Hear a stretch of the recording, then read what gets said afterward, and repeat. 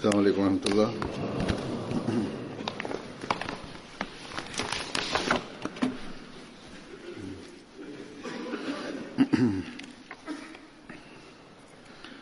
أشهد أن لا إله إلا الله وحده لا شريك له وأشهد أن محمدا عبده ورسوله أما بعد فأعوذ بالله من الشيطان الرجيم بسم الله الرحمن الرحيم الحمد لله رب العالمين الرحمن الرحيم مالك يوم الدين إياك نعبد وإياك نستعين اهدنا الصراط المستقيم صراط الذين أنعمت عليهم غير المغضوب عليهم ولا الضالين. يا أيها الذين آمنوا كتب عليكم الصيام كما كتب على الذين من قبلكم لعلكم تتقون.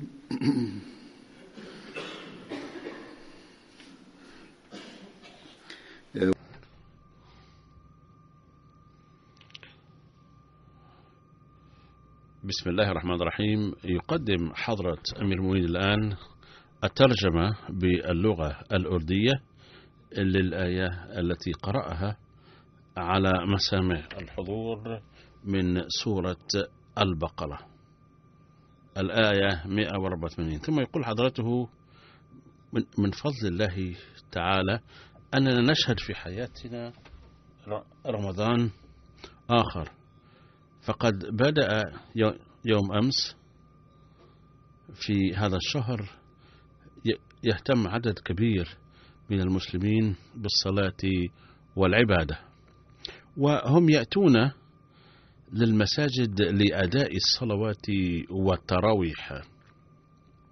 في مساجدنا أيضا يزداد عدد المصلين مقارنة مع الأيام العادية، والآية التي تلوتها قبل قليل تردد في هذه الأيام على فضائيتنا الMTA لتذكرنا أن الهدف من الصيام الذي كتب علينا هو الاتقاء، كما كان الصيام الذي كتب على الذين من قبلنا أيضا يهدف للاتقاء.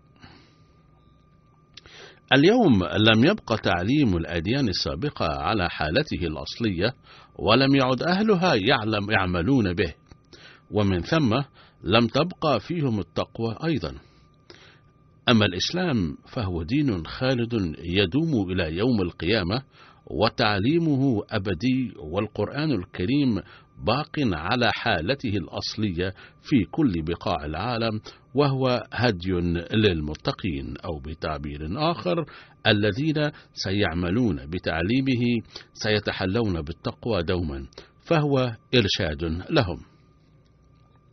ثم في الزمن الأخير بعث الله سبحانه وتعالى المسيح الموعود عليه السلام ليصلحنا وينشر القرآن الكريم ويلفت انتباهنا إلى العمل به ويرينا سبل ذلك، فوفقنا للإيمان به، أو وفق الله سبحانه وتعالى، طبعا هو الذي وفقنا.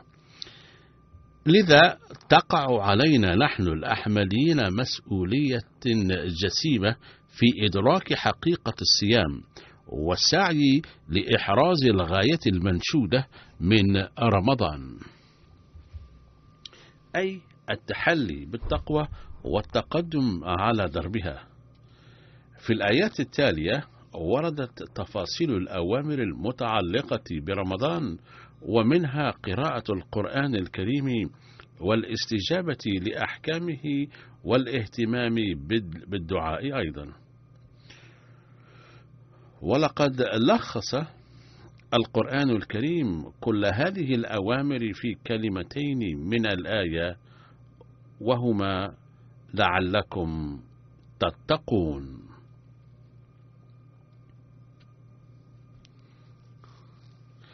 فاسعوا جاهدين للعمل بأحكام الله وعبادته بوجه خاص في هذا الشهر، لكي يسهل عليكم العمل بها دوما، أو يسهل العمل عليكم بها دوما، ولكي تجعلوه جزءا لا يتجزأ من حياتكم.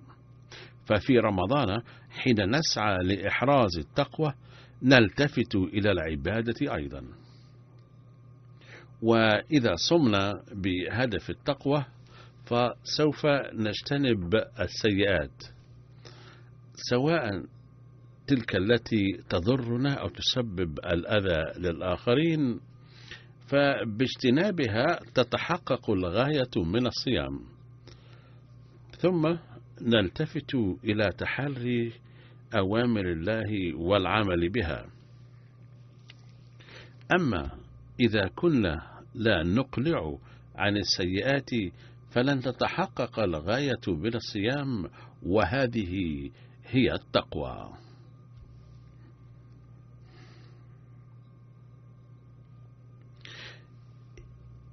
إذا كان يصدر منا ما ينم عن التكبر والافتخار بأعمالنا وشؤوننا دون مبرر حتى في الصيام، وكانت عندنا عادة الإعجاب بالنفس، وكنا نتمنى أن يمدحنا الناس، ونحب أن يتملقنا من يتبعنا، ونعجب بمن أثنى علينا، فهذا ليس من التقوى في شيء. إذا كنا أثناء الصيام لا نجتنب الخصام والشجار وقول الزور والفساد فلا تقوى لنا. إذا كنا لا نقضي أوقاتنا في شهر الصيام في العبادة والدعاء والأعمال الصالحة فلسنا متقين ولا محققين الهدف من الصيام. إنما تتحقق الغاية من صيام رمضان باجتناب السيئات وإحراز الحسنات فقط. وإذا سعى المرء إلى أن يثبت على ذلك ويداوم عليه فيمكن أن ينال الهدف من الصيام في الحقيقة. أما إذا كان لا يحقق هذا الهدف فعبثا يتحمل الجوع والعطش. وقد قال النبي صلى الله عليه وسلم: إذا كنتم لا تحققون هذا الهدف فليس الله بحاجة إلى أن تجوعوا أو تعطشوا. بعض الناس يتظاهرون أنهم صائمون وهم في الحقيقة لم يصوموا، فهم لا سيطرة لهم على الأكل والشرب. إذا كانوا لا يستطيعون الامتناع عن الأكل والشرب لسويعات من أجل الله تعالى، فكيف يمكن أن يسيطروا على أنفسهم في شؤون أخرى؟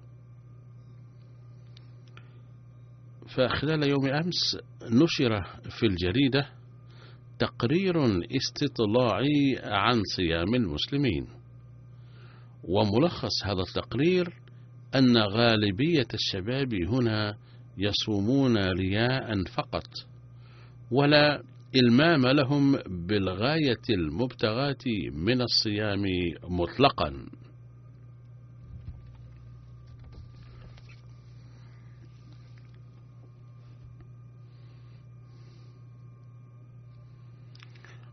فقد سجل صحفي غير مسلم لقاء مع شاب مسلم، فقال الشاب ردا على سؤاله: إنني تسحرت مع أهل بيتي وصمت، وفي بيتنا اهتمام ملحوظ بالسحور والإفطار، فأمي عمرها 64 سنة وهي مريضة بالسكري وقد تصوم أيضا، ومع ذلك تحضر لنا أنواع الطعام للإفطار باهتمام كبير، وحين أعود إلى البيت أتناولها. ثم قال: إنما أتظاهر أمام أهلي وأفراد المجتمع أنني أصوم، فقد تسحرت اليوم أيضا، لكنني تناولت قبل قليل السمك مع البطاطا. ثم قال: هنا في إنجلترا آلاف من الشباب مثلي يصومون هكذا. فهذه حقيقة صيام البعض، وهناك آخرون يجوعون يوما كاملا لكنهم لا يهتمون بالصلوات والعبادة كما يجب، ويكتفون بصلاة واحدة فحسب، ولا يعيرون أي اهتمام لأوامر الله ونواهيه، فصيامهم لا يحقق الهدف الذي بينه الله تعالى، أي التقوى. فمن واجبنا الكبير نحن الأحمديين بعد إيماننا بالمسيح الموعود عليه السلام أن نسعى لأداء حق الصيام بحسب ما أمرنا الله به، ويجب أن نسعى لإدراك ماهية التقوى والسبيل إلى التحلي بها.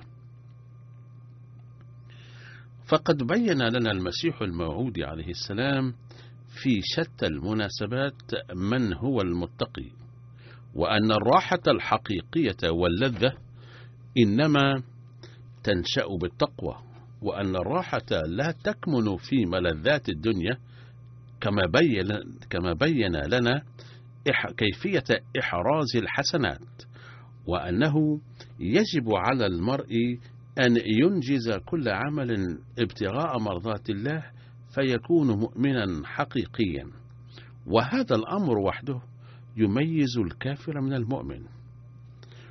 ونصحنا بضرورة التقدم في معرفة الله، بحيث نزداد كل يوم معرفة له سبحانه وتعالى، لا أن نقف في مكان واحد أو نكون مثل أولئك الذين يصومون خاضعين لضغط المجتمع أو بدافع الرياء، ولا يصومون قصد الاتقاء، كالمثال الذي ذكرته لكم. باختصار، الآن سأتلو عليكم بعض المقتبسات من كلام سيدنا المسيح الموعود عليه السلام عن التقوى.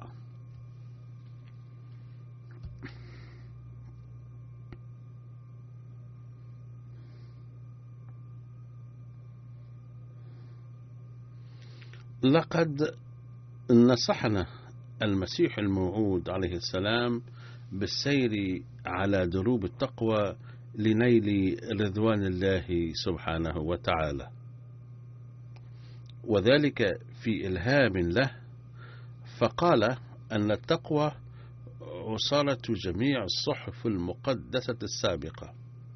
فقال وهو يذكر اجتماعا: بالأمس، أي في 22 يونيو 1899 ميلادي، تلقيت من الله تعالى الوحي التالي مرارا: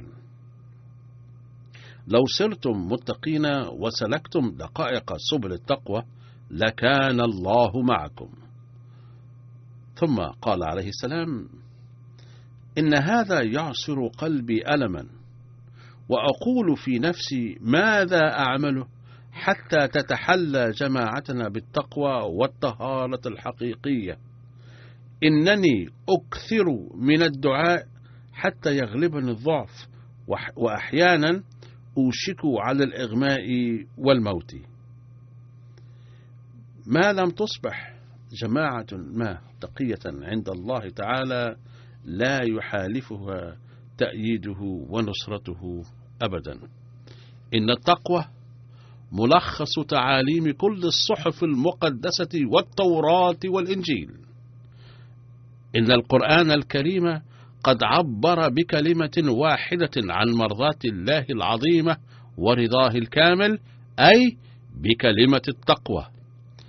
إنني أفكر أن آخذ من جماعة المتقين الصادقين المؤثرين الدين على الدنيا المنقطعين إلى الله، وأفوض إليهم بعض مهام الدين، ثم لا أبالي بغيرهم ممن تشغلهم أمور الدنيا الفانية ويرهقون أنفسهم طلبا لها ليل النهار.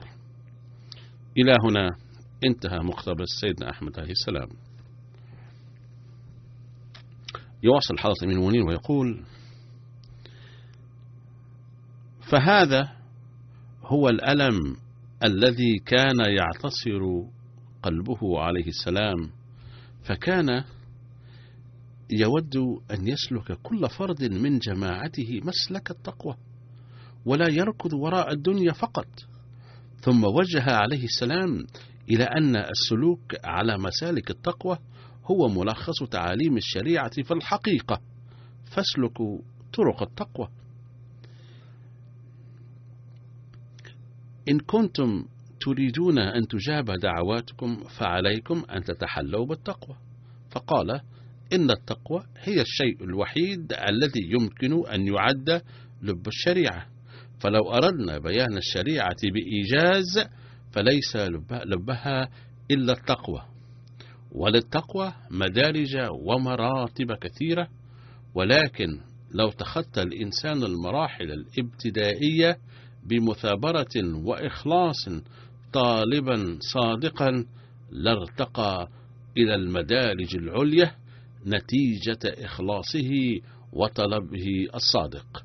أي يجب الدوام والمثابرة على كل حسنة سواء كانت صغيرة أم كبيرة.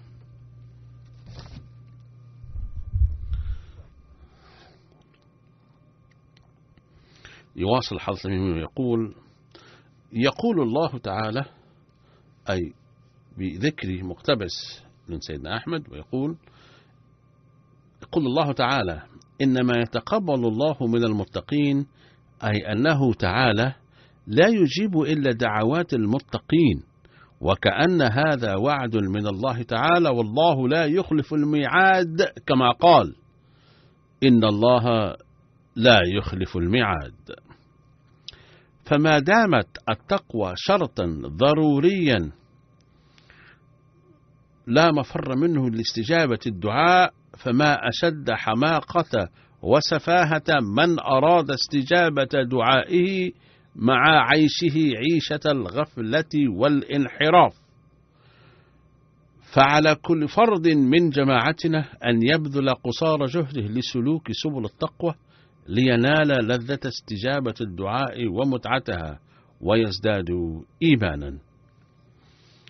إلى هنا انتهى مقتبس سيدنا أحمد عليه السلام.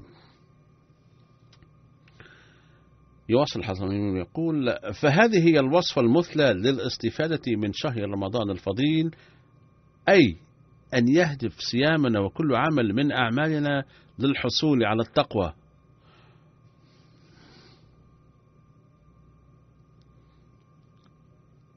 هناك كثير من الناس الذين يقولون أنهم طالما دعوا دون أن يستجاب لهم، فعليهم أن يفحصوا أنفسهم فيروا أكان الدين هو الغالب عليهم، أو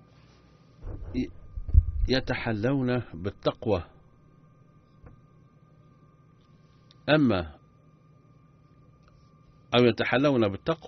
أم غلبتهم شوائب الدنيا، لأن التقوى هي من شروط استجابة الدعاء.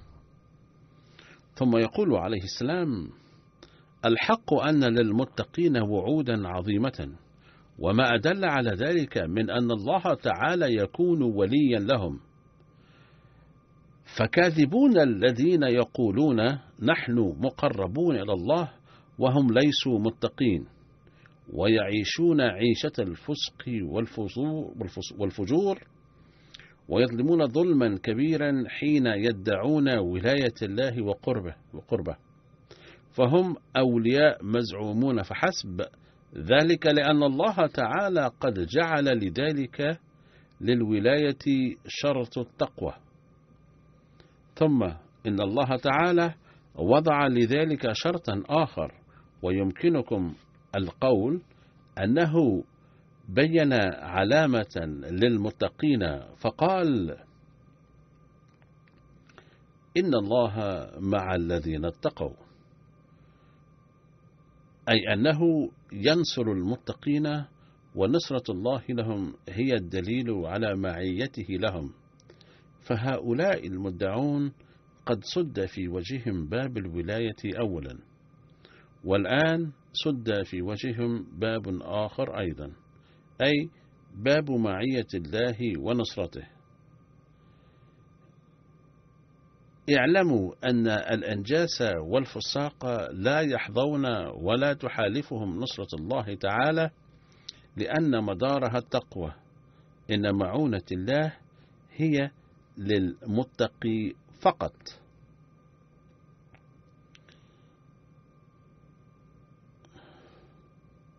ثم هناك طريق آخر لمعرفتهم، وهو أن الإنسان عرضة للشدائد والمصائب وشتى الحاجات، وقد جعل الله تعالى كشف الضر وسد الحاجات منوطا بالتقوى نفسها.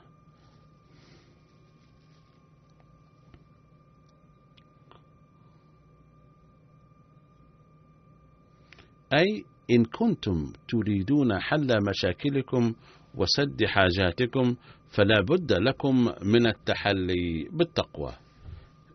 إن سبيل النجاة من ضيق المعاش وغيرها من الشدائد إنما هي التقوى. قال الله تعالى: ومن يتق الله يجعل له مخرجا ويرزقه من حيث لا يحتسب، أي أنه عز وجل يجعل للمتقي مخلصا من كل مشكلة وصعوبة، ويهيئ له من الغيب أسباب الخلاص، ويرزقه من حيث لا يدري. إلى هنا انتهى مقتبس من كلام سيدنا أحمد. يواصل حطمي ويقول: لو جعل الإنسان هذا المبدأ نصب عينيه دائما لبقي سالكا مسالك التقوى. ثم يقول: يتابع سيدنا المسيح الموعود عليه السلام ويقول: ففكروا الآن ماذا يريد الإنسان في هذه الدنيا. إن أكبر أمنية الإنسان في الدنيا هي أن يعيش براحة وسكينة، وقد جعل الله تعالى لذلك سبيلا واحدا، وهو سبيل التقوى، وبتعبير آخر سبيل القرآن الكريم، أو ما يسمى الصراط المستقيم. ولا يظنن أحد أن الكفار أيضا يملكون المال والثراء والعقارات ويعيشون عيشة راحة وسكينة. والحق أقول إنهم يبدون مسرورين في أعين الناس الماديين، بل في أعين الماديين الحقيرين الذين لا يرون إلا ظاهر الأمر فقط، بينما الحقيقة أنهم يقاسون حرقة وألما. لكم تنظرون إلى صورهم فقط، أما أنا فأنظر إلى قلوبهم، إنهم مقيدون في سعير وسلاسل وأغلال، كما قال الله تعالى: إن اعتدنا للكافرين سلاسل وأغلالا وسعيرا. إنهم لا يستطيعون أن يرجعوا إلى كسب الحسنات، بل يرسفون في قيود بحيث لا يستطيعون النظر إلى الله، ويصبحون أسوأ من الحيوانات والبهائم، أنظارهم مصوبة إلى الدنيا كل حين، ويخلدون إلى الأرض دائما، ويحترقون في بواطنهم حرقة ولوعة دائمة، فإذا أصابتهم خسارة مال أو فشلت جهودهم في تحقيق ما أرادوا فيلتاعون ويحترقون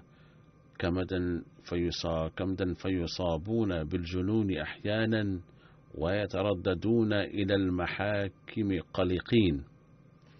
الحق أن غير الملتزم بالدين لا يخلو من السعير. نرى عديدا من المشاهد من هذا القبيل ونقرأ عنها في الجرائد أيضا، فلا يقر له قرار ولا تتيسر له السكينة التي هي نتيجة حتمية للراحة والطمأنينة. فكما أن المدمن على الخمر يستمر في طلب كأس بعد كأس ويشعر بحرقة، كذلك يكون غير الملتزم بالدين في سعير ولا تخمد نار شجعته لحظة واحدة. إن الرخاء الحق إنما يتيسر للمتقي وحده الذي وعده الله تعالى بجنتين. إلى هنا انتهى المقتبس من كلام سيدنا أحمد عليه السلام. يواصل حضرة أمير المؤمنين ويقول: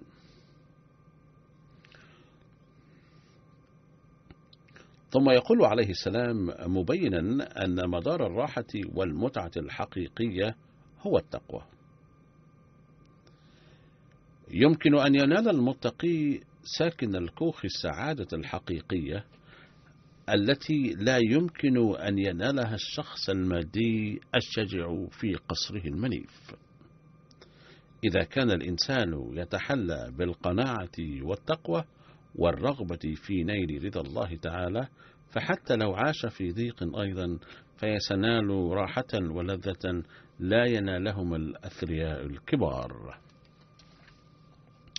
يقول عليه السلام: كلما نال المرء الدنيا زادت بلاياه، فتذكروا أن الراحة الحقيقية واللذة الحقيقية لا يمكن أن يحظى بها الماديون. لا تظنوا أن السعادة تكمن في المال الكثير والثياب الفاخرة والأطعمة الشهية، كلا، فإن مدارها التقوى.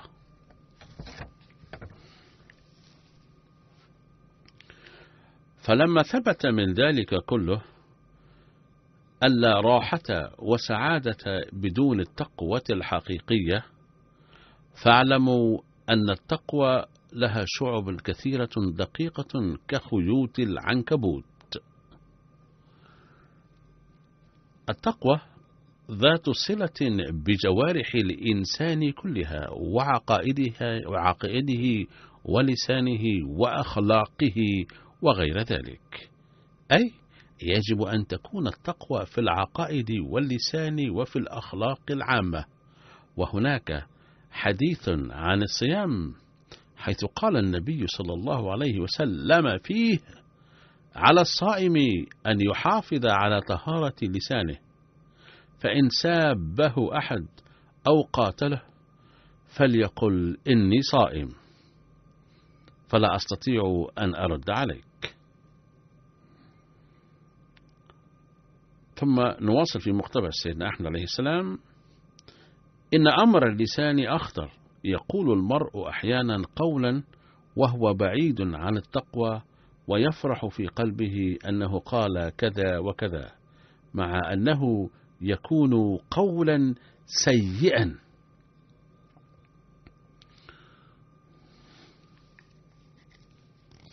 تذكرت هنا حكاية مفادها أن أحد الناس الماديين دعا صالحا إلى طعام، وهذا أمر دقيق وجدير، وهذا أمر دقيق وجدير بالانتباه، أنه لا يكفي اجتناب كيل الشتائم النابية والقتال والشجار، بل يجب أن ينتبه للعجب والرياء أيضا، والذي يظهر أحيانا باللسان ويندرج تحت الذنوب التي ترتكب باللسان وتدل على قلة التقوى.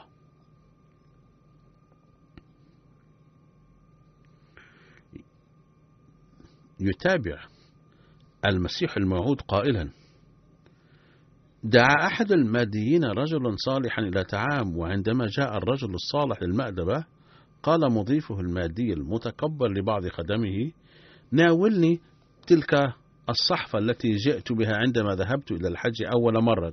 ثم قال له: ناولني الصفحة التي أحضرتها في حجة الثانية. ثم أمره بإحضار الصحفة الثالثة التي أحضرها في الحج الثالث. فقال له ذلك الصالح: حالتك مأساوية جدا، فقد ضيعت في هذه الجمل الثلاثة حججك الثلاثة. قال عليه السلام: كان حجه لمجرد رياء الناس، ولم يكن لرضا الله تعالى، وكانت بعيدة عن التقوى.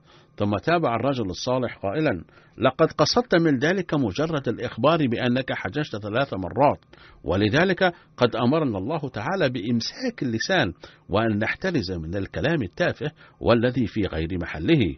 فلم ننهى عن إيذاء الآخرين باللسان فحسب، بل لابد أن ننتبه إلى الرياء والعجب أيضا، لأنهما يبعدان المرء عن الحسنات والتقوى.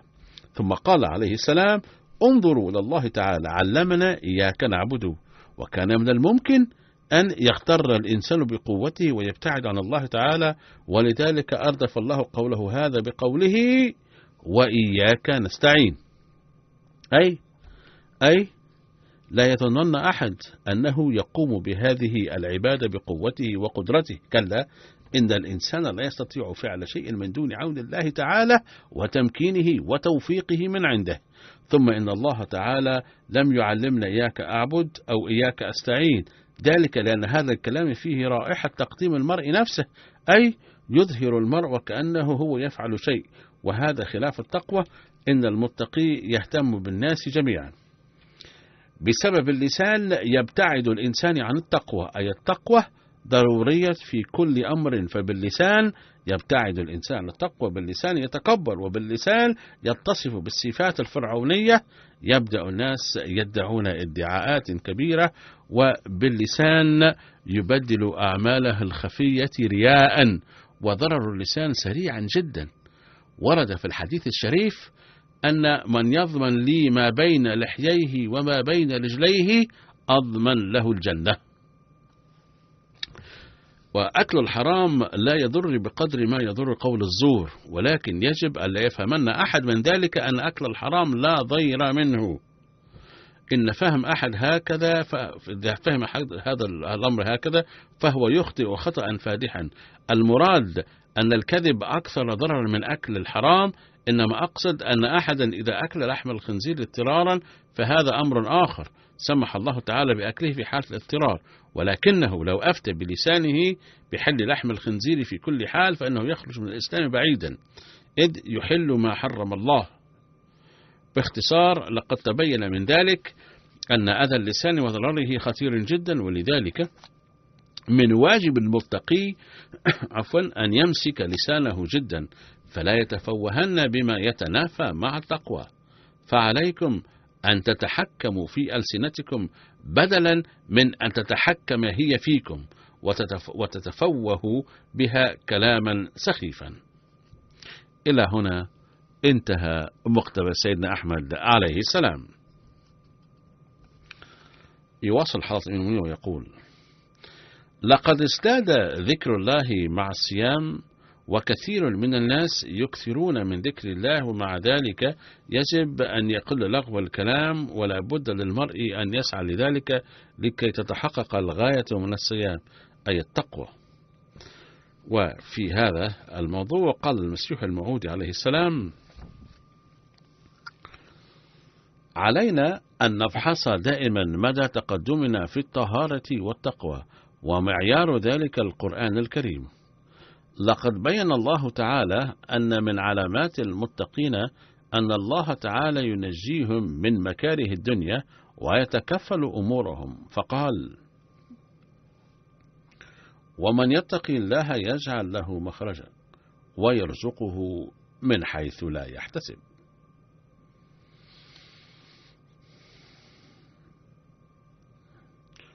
أي أن الذي يتقي الله يجعله الله مخرجا من كل مصيبة ويهيئ له أسباب الرزق من حيث لا يحتسب. أي أن من علامات المتقي أن الله تعالى لا يجعله يضطر إلى حاجات لا طائل منها فيهيئ له ضروراته والحاجات اللاغية والأماني الواهية لا تنشأ في قلبه ولا تخطر بباله فلا يحتاج إليها. وهذه أيضا علامة التقوى وعلامة تعامل الله تعالى مع المتقي. قال حضرته: مثلا يزعم التاجر أن تجارته لن تزدهر بلا كذب وزور، فلا يتورع عن الكذب ويتظاهر أنه مضطر لذلك، ولكن هذا باطل تماما، فإن الله نفسه يتولى المتقي ويحميه من مواقف تضطره إلى قول ما ليس بحق، أي يضطر إلى الكذب. لا يضطر إلى الكذب. اعلموا أن من ترك الله تركه الله، ومن تركه الرحمن ولاه الشيطان حتما. إلى هنا انتهى مقتبس سيدنا أحمد. يواصل حضرة المؤمنين ويقول: ثم يقول حضرته عليه السلام: لا تظنوا أن الله تعالى ضعيف، كلا، بل هو شديد القوى المتين، فلو توكلتم عليه في أمر ما لأعانكم يقينا، ومن يتوكل على الله فهو حسبه. فالذين كانوا أول المخاطبين بهذه الآيات كانوا أهل صلاح ودين، وكانت جل همومهم من أجل أمور الدين، وقد فوضوا أمر دنياهم إلى الله تعالى، ولذلك طمأنهم الله بأنه معهم. باختصار، إن من بركات التقوى أن الله تعالى ينجي الإنسان المتقي من الصعوبات التي تعيقه عن خدمة الدين.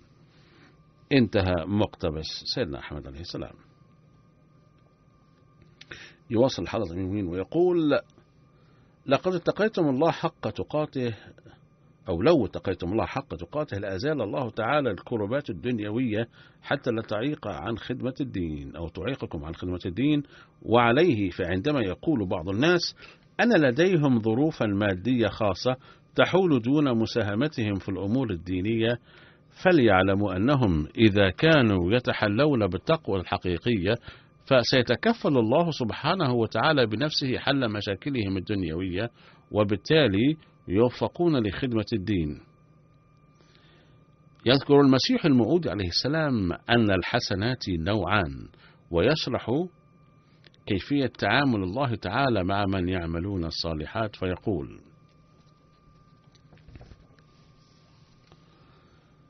حسنات المرء قسمان: الفرائض والنوافل. أي أن الأعمال التي ستقومون بها نوع منها يسمى فرضا والآخر نفلا، والفرائض واجبات لا بد للمرء من أدائها كسداد دين أو رد معروف بمعروف. أي إذا أحسن أحد إليكم فأحسنوا إليه كما هو حقه. ليس الإحسان أن تحسنوا إلى من يحسن إليكم، لأنه من واجبكم الإحسان إلى من أحسن إليكم وهو حقه الذي يجب عليكم أداؤه. وإضافة إلى الفرائض هناك مع كل حسنة نوافل، أي أن ثمة حسنات إضافية إلى ما هو فرض عليه، كأن يرد على الآخر بمعروف أكبر مما صنع به. إن صنعت معروفا لمن أحسن إليك فهو معروف مماثل، ولكن أن تحسن أكثر مما أحسن إليك هو زيادة على حق الآخر في الإحسان. والنوافل متممات للفرائض، فإن أحسن الإنسان للآخرين بأكثر مما يستحقون فإن هذه النوافل تكون متممات للفرائض. والمقتبس المذكور آنفا يبين أن فرائض أولياء الله الدينية أيضا تكتمل بالنوافل، فمثلا إنهم يخرجون الصدقات علاوة على أداء الزكاة المفروضة، والله تعالى يصبح وليا لمثل هؤلاء، ويخبر الله تعالى أن هذه الولاية والصداقة تصبح وثيقة ومتينة بحيث يصبح الله تعالى يد العبد ورجله وحتى لسانه الذي يتكلم به.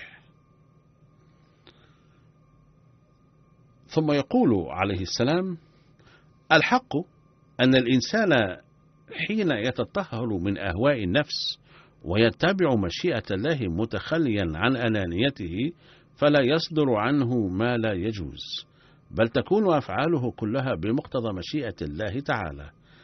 إنما يقع الإنسان في ابتلاء وعثرة حين لا يكون عمله موافقا لمشيئة الله، بل يكون خلاف مرضاته تعالى، ومثل هذا الإنسان يتبع أهواءه، فمثلا يرتكب في ثورة الغضب ما يجره إلى المحاكم فيعاقب، ولكن لو صمم الإنسان على ألا يعمل عملا إلا باستشارة كتاب الله وألا يتخذ أي خطوة إلا بعد الرجوع إلى كتاب الله، فلا بد أن يرشده كتاب الله تعالى، لأنه عز وجل يقول: ولا رطب ولا يابس إلا في كتاب مبين، أي أن القرآن الكريم قد بين كل حسنة وسيئة بكل وضوح، ومن عمل به حظي بالحماية الربانية.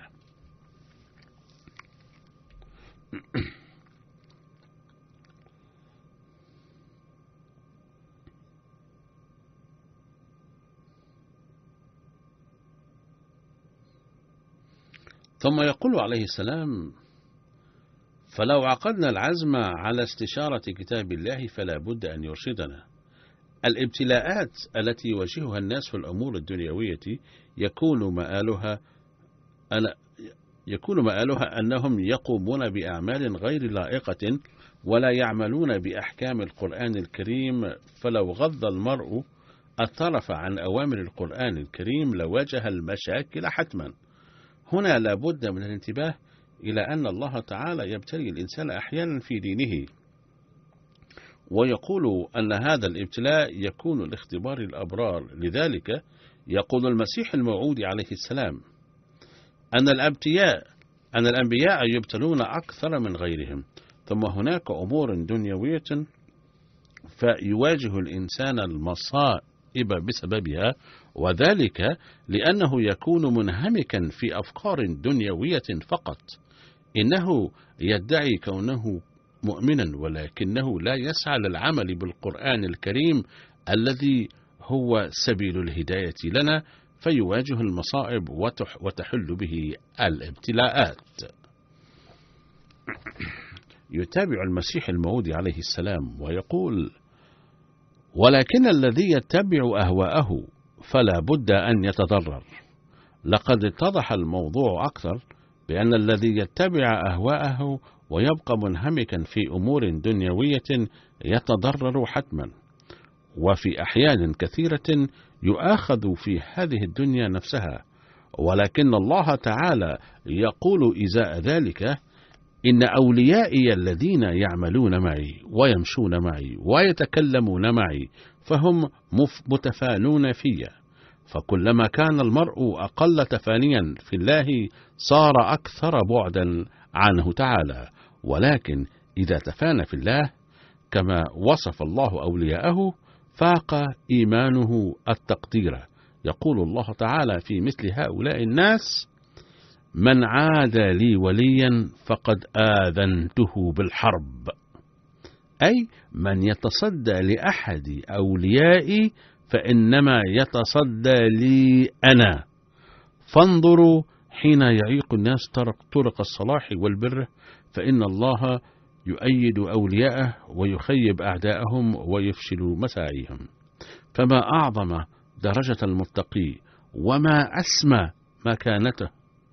فمن بلغ في قرب الله تعالى بحيث كان إيذاؤه كإيذاء الله فيمكنكم أن تتصوروا كيف ينصره الله ويعينه. ثم قال حضرته ناصحا إيانا بأن نعيش بتواضع ومسكنة، ويقول: من الشروط التي يجب على أهل التقوى أداؤها أن يقضوا حياتهم بتواضع ومسكنة، هذا فرع من التقوى فنقاوم به الغضب في غير محله، فاجتناب الغضب في غير محله هو المرحلة الأخيرة والأصعب لكبار العارفين والصديقين، فالعجب والغرور يتولدان من الغضب، وبالمثل فإن الغضب في بعض الأحيان يكون نتيجة للزهو والغرور، إذ ينشأ الغضب عندما يظن المرء أنه أفضل من غيره. إنني لا أرضى بأن يعد بعض أفراد هذه الجماعة أنفسهم أفضل من سواهم، أو أن يفاخر، أو أن يزدري بعضهم بعضا. الله أعلم بمن هو أعظم ومن هو أحقر. إن هذه النزعة نوع من التحقير الذي يتضمن الازدراء، وأخشى أن ينمو هذا الازدراء نماء البذرة ويهلك صاحبه. إن بعض الناس يلقون كبار القوم بفائق الاحترام، ولكن الكبير من يستمع للمسكين بمسكنة وتواضع، ويواسيه ويقيم لحديثه وزنا، ولا ينطق بما يستفزه ويؤلمه. يقول الله تعالى: ولا تنابزوا بالألقاب بئس الاسم الفسوق بعد الإيمان ولم يتب فأولئك هم الظالمون.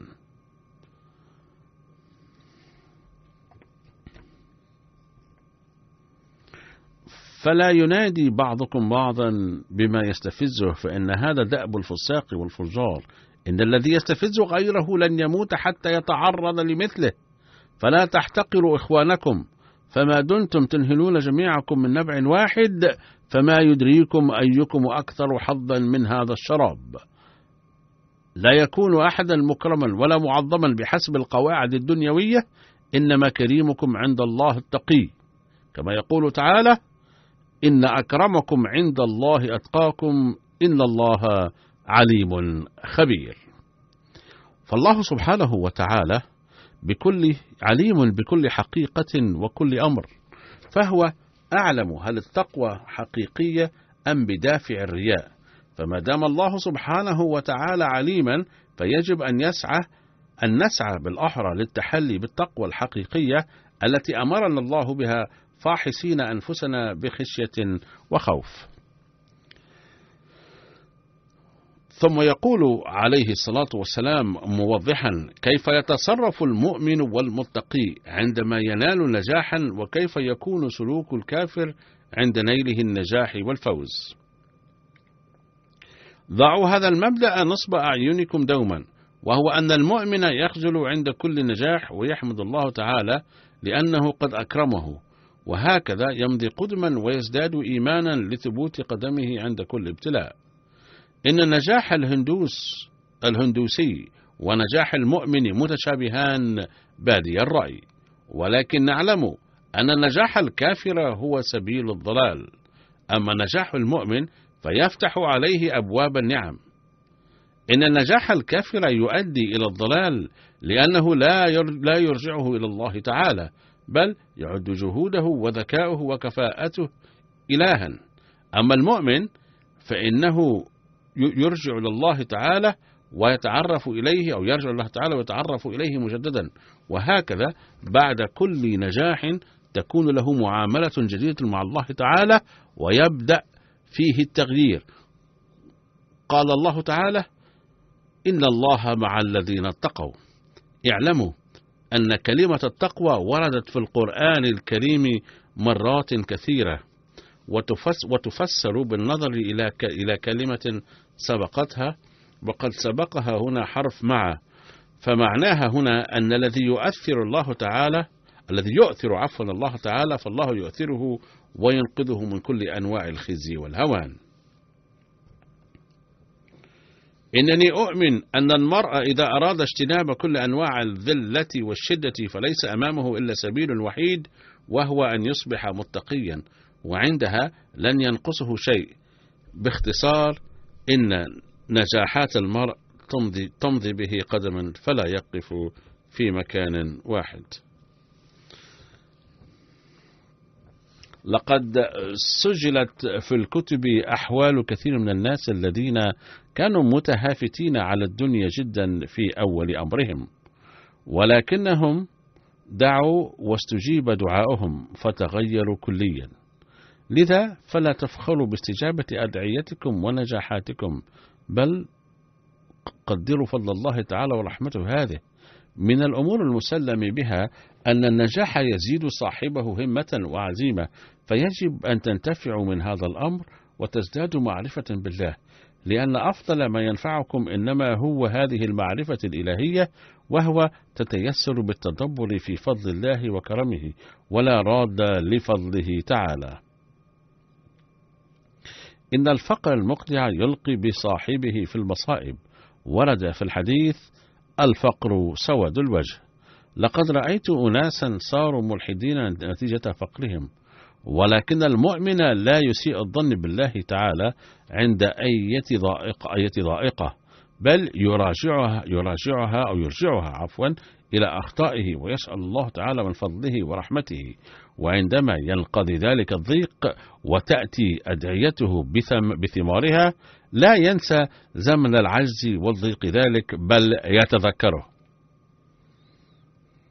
باختصار، إذا كنتم تؤمنون بأنه لا بد لكم من الاحتياج لله تعالى، فاسلكوا سبيل التقوى، ومبارك الذي يتقي عند النجاح والفرحة، وشقي الذي يتعثر ولا ينيب إلى الله تعالى. إن الله يحمي وينصر الذين يتقون، والمراد من التقوى هو اجتناب السيئة.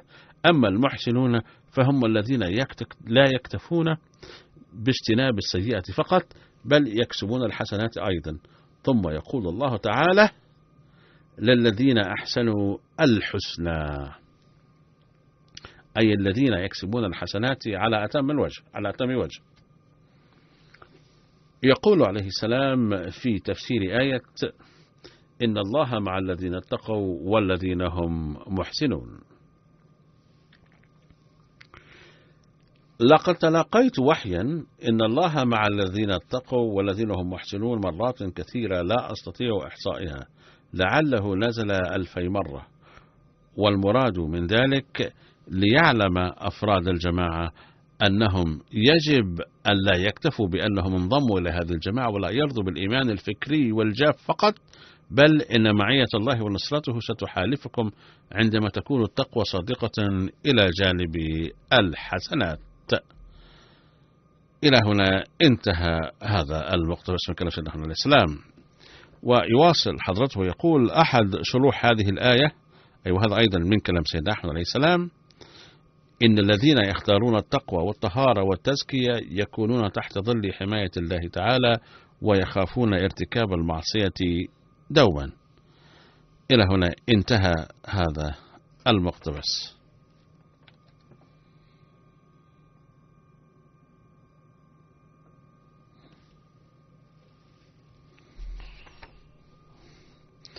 إن الله مع الذين اتقوا والذين هم محسنون.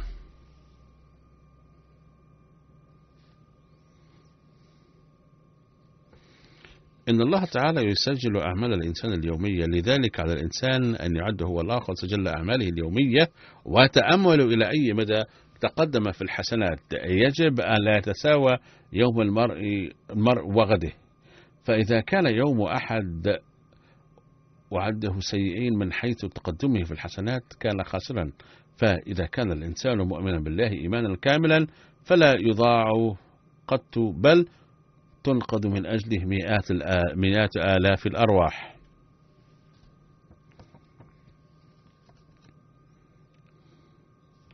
كان أحد أولياء الله راكبا سفينة فهاج البحر، وأوشكت السفينة على الغرق، ولكنها أنقذت بدعائه، وألهم عند الدعاء أننا أنقذنا الجميع من أجلك، ولكن هذا لا يتأتى بمجرد الكلام، بل يتطلب المجاهدة والسعي. فقد وعدني الله تعالى أنا أيضا إني أحافظ كل من في الدار، وهذا الوعد طبعا لسيدنا أحمد عليه الصلاة والسلام. لكن ذلك يتطلب منكم أيضا الارتقاء أولا. وقال عليه السلام: إنكم عندما تحققون الأهلية للدعاء فعندئذ ستجاب دعواتي بحقكم، وذلك يقتضي التقوى منكم.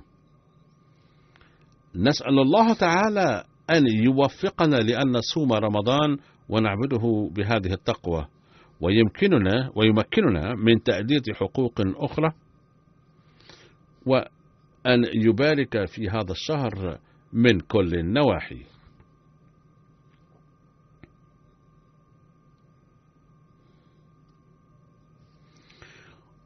وأن يكون مباركا للجماعة ولعامة المسلمين بل للعالم أجمع.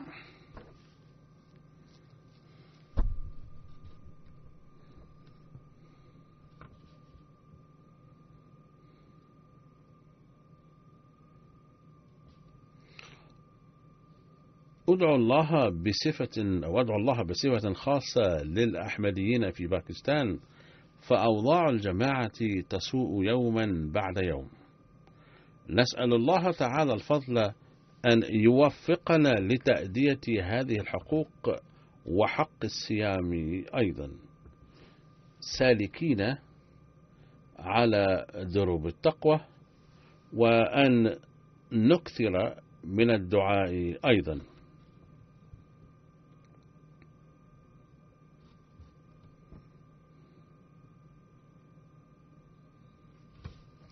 وكذلك نسأل الله سبحانه وتعالى أن يرحم المسلمين ويلهم قيادتهم وعلمائهم العقل والفهم ليؤمنوا بإمام الزمان.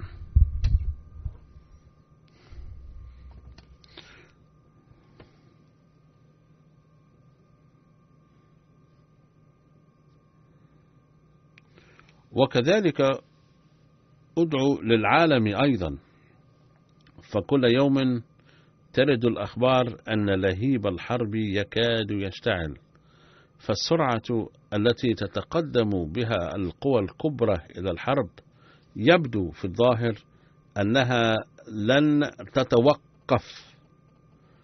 لذا أدعو الله سبحانه وتعالى أن يحمي المسلمين والأحمديين منهم خصوصا من أضرار الحرب، وينقذ البشرية عموما منها.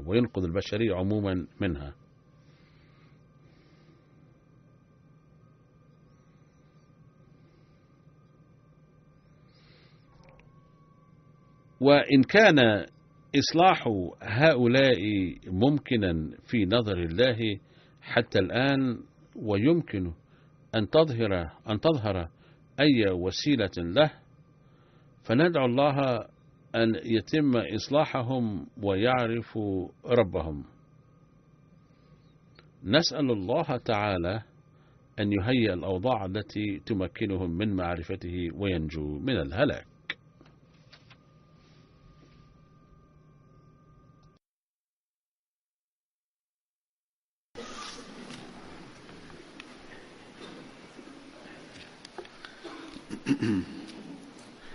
الحمد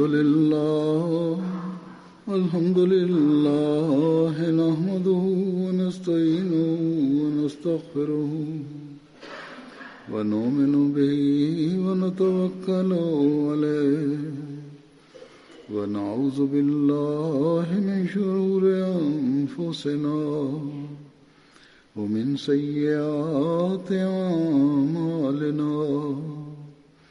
من يهده الله فلا مضل له ومن يضلل فلا هادي له. ونشهد أن لا إله إلا الله ونشهد أن محمدا عبده ورسوله. عباد الله رحمكم الله، إن الله يأمر بالعدل والإحسان وإيتاء ذي القربى وينهى عن الفحشاء والمنكر والبغي يعظكم لعلكم تذكرون. اذكروا الله يذكركم يستجب لكم ولذكر الله أكبر.